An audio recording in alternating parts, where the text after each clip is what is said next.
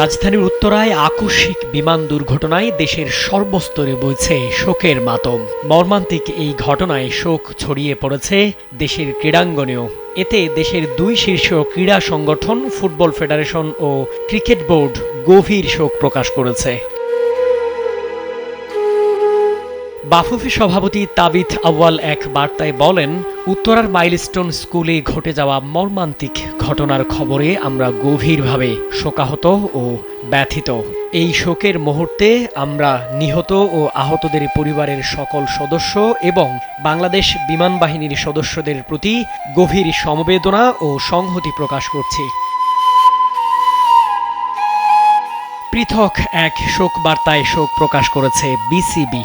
সেখানে দুর্ঘটনায় আক্রান্ত ব্যক্তি ও পরিবারের প্রতি দোয়া কামনার পাশাপাশি গভীর সমবেদনা জানিয়েছে তারা।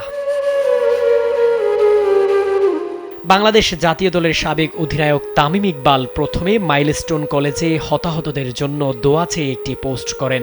পরক্ষণেই তিনি আরেকটি বার্তা দেন। তামিম লেখেন, যা হয়েছে ও হচ্ছে সবকিছুই প্রচণ্ড বেদনাদায়ক। আমাদের হৃদয় ভেঙে যাচ্ছে, আমরা বিধ্বস্ত। এ ঘটনায় বাংলাদেশ জাতীয় দলের আরেক সাবেক অধিনায়ক মাশরাফি বিন মুর্তজা ফেসবুকে এক পোস্টে বলেন, উত্তরায় প্রশিক্ষণ বিমান বিধ্বস্ত ও মাইলস্টোন স্কুল ও কলেজে ঘটে যাওয়া ভয়াবহ এই দুর্ঘটনা আমাদের সকলকে গভীরভাবে নাড়া দিয়েছে। যারা প্রাণ হারিয়েছেন তাদের পরিবারের প্রতি গভীর শোক, সহানুভূতি জানানোর ভাষা নেই।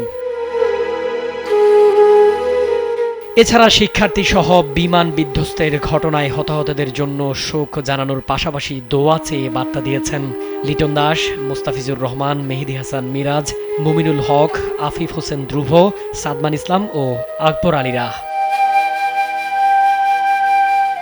শামীম খান, কালবেলা।